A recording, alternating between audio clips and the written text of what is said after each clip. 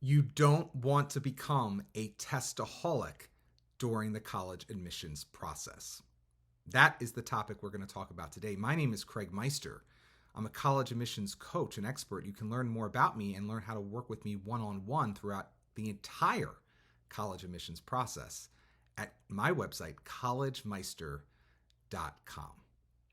So, a lot of students, because it's black and white, there are these types of questions on the test.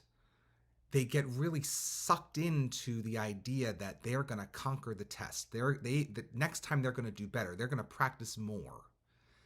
And there's a certain personality type that really gets into spending a lot of time preparing for the assessments that are associated with the college admissions process in the United States, namely the SAT and the ACT, most notably, but we'll talk about other scenarios of this or sort of ways in which this plays out in a moment.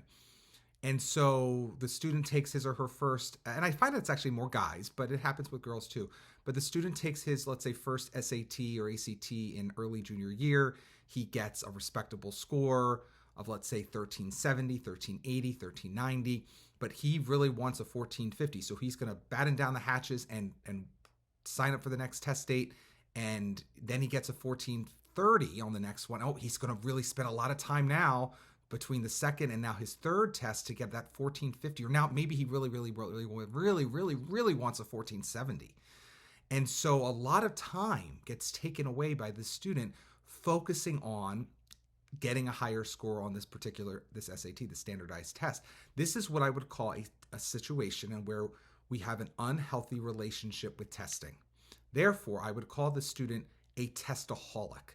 He is now spending an inordinate amount of time preparing for, thinking about, ruminating on testing, standardized testing, because he thinks it's going to be the key to opening up more doors for him throughout the college admissions process. Now, I am not against testing. As you know, I'm probably these days one of the people who's most actually pro-testing in the scheme of things. If you look at me on the spectrum of college admissions thought people, as it relates to testing, I actually like standardized testing. I think we need to have standardized testing in the college admissions process in one way, shape, or form. It doesn't have to be the SAT or ACT. It can be some other test, but there should be a standardized measure by which all applicants of a particular college are judged. Otherwise, it just becomes a free-for-all. It's the Wild West, and I think it's very unfair to almost everyone. But with that said, I am not a believer in becoming a testaholic, because just like an alcoholic has an unhealthy relationship with alcohol, a testaholic has a very unhealthy relationship with testing. The point in which you know it's unhealthy is when it starts to inhibit one's ability to do other typical things. In this case, typical things of another strong college applicant. If it starts to tear away at your ability to focus on other tasks associated with just normal daily life and or also functioning as another teenager capable of also getting strong grades, also engaging in extracurricular activities, both for yourself but also for your extracurricular resume. I mean, if you're not able to have a fulfilling daily, weekly, monthly existence because testing has now begun to dominate your non-classroom time and your non-sleeping time in many cases, you have what I call an unhealthy relationship with testing. You are a testaholic. Now, the good news is, in my opinion, it's easier to break the cycle and become free of being a testaholic than it is to break the cycle and become free of other true substance abuse addictions like alcoholism. All you have to do is remember that most colleges in the United States currently are test optional. That should be hopefully enough to bring you back from the ledge. But if that is not enough, do realize this. If you have more than, let's say, 2 or 3 B's on your high school transcript, there is no world in which you should be worried about the difference between a 1350 and a 1450. There's no world in which that matters. Because what's most important to colleges, and this was true even when testing was required or at the schools at which testing is still required, is that you were taking the most rigorous courses and getting the best grades in them. If you already have 2 or 3 Bs, or let's say lower grades on your transcript, it's not going to happen for you at the Ivies or Ivy League level schools. If you're to get from a 1350 to a 1550 is not going to amount to a hill of beans for you. You need to mind your flank, get better grades day in, day out. That's what colleges care much more about. And that's true at test optional colleges. That's true at test required colleges. The difference between, frankly, a 1290 and a 1590 is not enough if you're racking up Bs.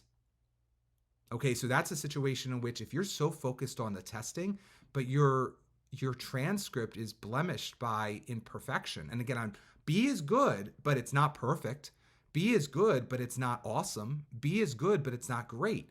So if you're not capable of getting consistent straight A's, if some flavor, A minus, A plus, A 90 or higher, basically, in terms of the American grading scale at most schools in the United States, you shouldn't be worried about, in a test optional world in particular, about getting 10 more points, 100 more points, 30, 40 more points, 500 more points on the SAT. You need to prove yourself as a student first, because that's what American colleges and universities are most interested in when they're looking at your application. They look at the transcript most intently and most carefully, most meticulously. So you really have to remember that testing has a place, but it should not be the central place of your life. And you need to pull back from testing. Another situation in which you become a testoholic is if you're really focused on getting a higher score on the standardized test and you're spending a lot of time preparing for the ACT or the SAT, and you have like one extracurricular activity and you're not even a leader in it, or you even have 4 extracurricular activities and you're just a background member in all of them, or if you have 7 extracurricular activities and none of them are notable in terms of being particularly original or unique, and you're not a leader in any of those. I mean, this is a big red flashing light that you are a testoholic. You're focused on the standardized test.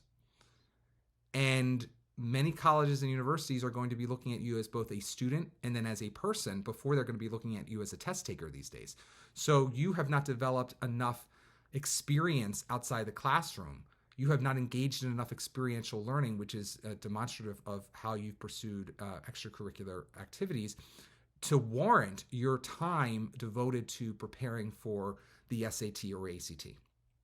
Please, I again want you to get the highest score on your SAT or ACT if you're going to take those tests, just like you do. But you have to use your time wisely on a daily basis. And the most very important use of your time, of course, is making sure you are the strongest student you can possibly be in all of your academic courses. That should be the main devotion of time. Then you need to be growing as a person, as a human, as an extracurricular entity outside of the classroom by pursuing your passions demonstrably in various ways. It doesn't have to be 100 ways. It could be 3 ways.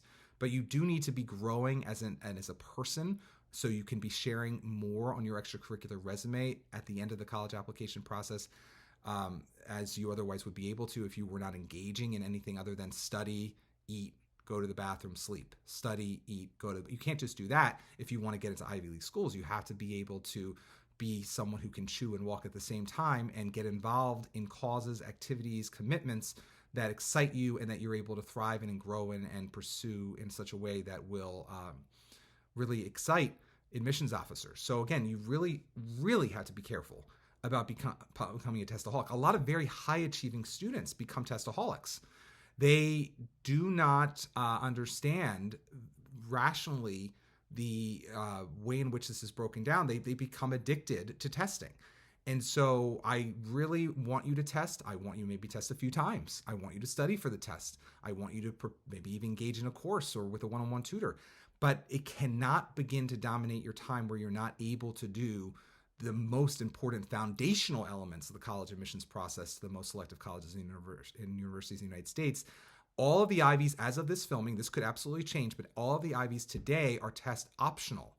So if you're really aiming for Ivy League schools or Ivy League equivalent schools, in most cases, the SAT can definitely be a feather in your cap, but it's not going to be a feather in a cap of someone who's gotten straight Bs. Even if it's a 1600. If anything, that would be embarrassing. If you can get a 1600 on the SAT or 36 on the ACT, and yet you are getting straight B's or mainly B's, which a lot of guys actually are capable of doing, girls too, but I see it a lot more with guys, shows that you're completely disengaged in the classroom. You are completely disengaged. You don't take your teacher seriously. You're not able to run a marathon. You may be able to run a sprint, i.e. a 3 or 4 hour test or 2 hour test now in the case of the new SAT, the digital SAT. It's going to be shorter, 2.5 hour test. You may be able to pull that off because of your raw talent and intelligence, which is great. And I think it's wonderful to have raw talent and intelligence and ability to perform well on a standardized test. But if you're not able to get A's, that shows a complete lack of attention to detail, a complete lack of the ability to attune yourself to the expectations of different teachers with diverse expectations. And that's a big red flag to colleges. So you don't want a huge disparity between what you're capable of even performing at on an SAT or ACT and what you are performing at day in, day out for 3 years before you apply to colleges on the classroom days that you are performing at, which is all demonstrated, of course, on that handy-dandy high school transcript, which is, again, what most colleges are going to be leading their review with when they determine whether or not to accept you to a particular institution or to at least put you in the pile of applicants that are serious contenders versus the pile of applicants that are not. So especially if you have 3 C's and 1 B and all the rest A's, and you're so worried about getting 100 more points or 10 more points on the SAT, that's ridiculous. That's laughable. You've become a testoholic. Now, there's another situation in which you've become a testoholic, and that is a situation, I mean, there's a lot, obviously, but I want to touch on this as well, which is you have a very strong score already on the SAT or ACT, and now you're really revving yourself up and riling yourself up to get a 5 on all of your AP exams this May.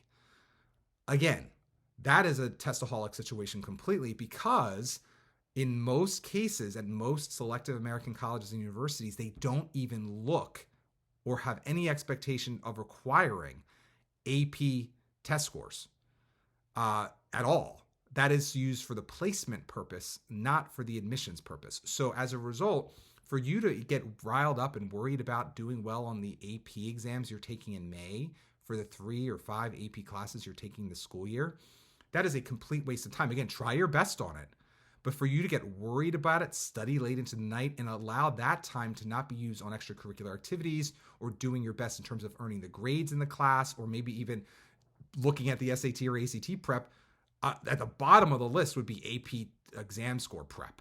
Now, the only exception to that, of course, is if you are in an AP curriculum and you really want to get out of college as fast as you can and therefore rack up as many college credits at the particular school you want to go to. But in most cases, Ivy League schools don't even accept AP credits anymore unless they're very high, of like a 5 on an AP score or on an AP test.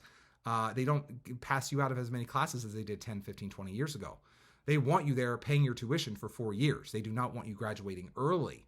Now, again, I have had kids graduate early at state schools like Maryland or USC because they came in with 5 or 10 5s on AP exams, but those are not Ivy League schools. Those are either state schools or lower tier, those still very respectable private universities that have more liberal policies as it relates to accepting AP scores for credit if they're 5s or 4s especially once you get to college. But that is the only carve out in terms of really revving yourself up and prepping for and studying a great deal for AP exams. For 99% of students who want to go to college for 4 years, who want to get into the most selective colleges they can possibly get into, spending 1 iota of time on AP exam prep, I think, is a waste.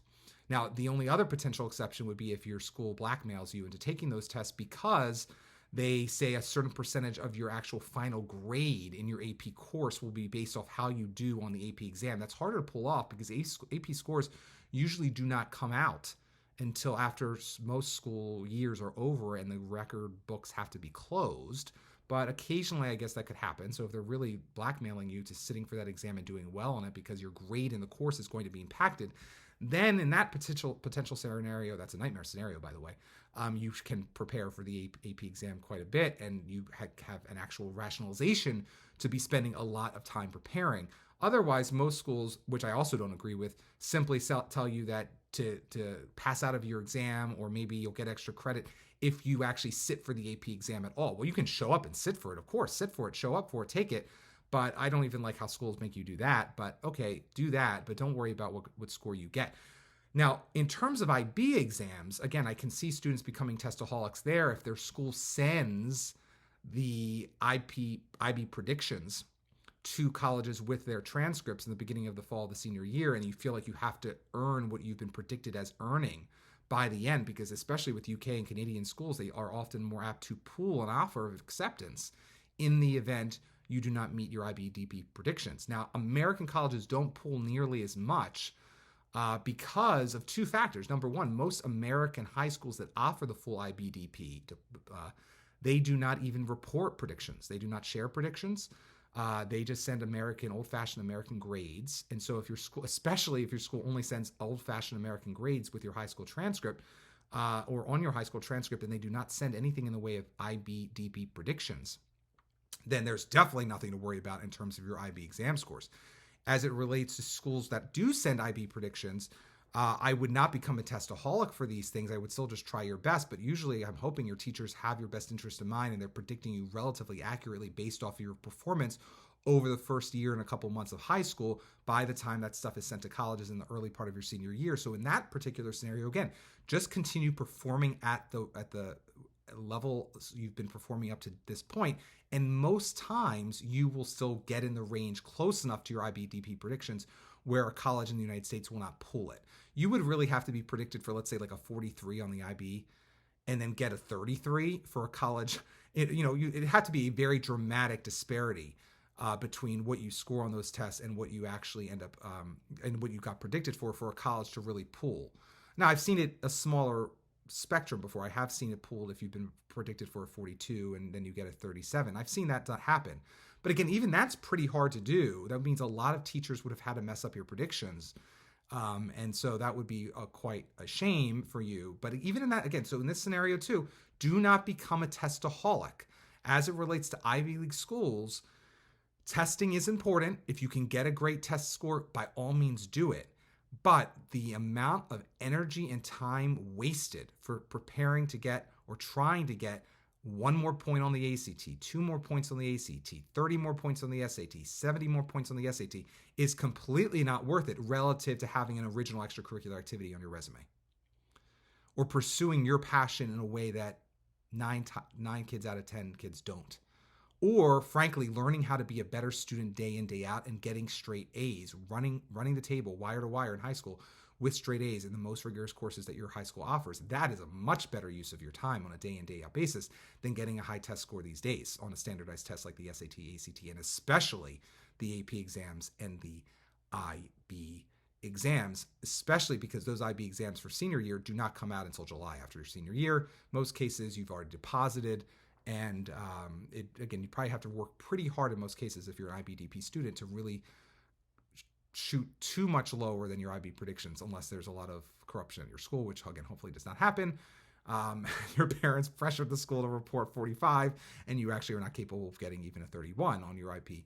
But that's a whole nother story for a whole nother day. I should do another video on that because there is a lot of pressure and stress at certain IB schools and that's happening. But in most cases, people are straight shooters and they're really trying to predict you correctly. But in all scenarios we've talked about today, do not become a testoholic. If you feel as though testing prep has begun to dominate too much of your bandwidth, take a step back, maybe even ask for help from a parent, from a friend, from a sibling, from a teacher, to help distract you from what has become maybe a little bit of an obsession for you. There are too many students who have become far too wrapped up with their college admissions chances being determined by 10 points, 30 points, 100 points on the SAT. And at least for the time being and for the foreseeable future, that's just ridiculous. My name is Craig Meister. If you like this video, definitely give it a thumbs up and subscribe to my channel. If you want to learn more about working with yours truly one-on-one throughout the entire college admissions process, again, you can go to my website, collegemeister.com. Until next time, stay safe, stay well, and remember, stay stress-free throughout the entire college admissions process.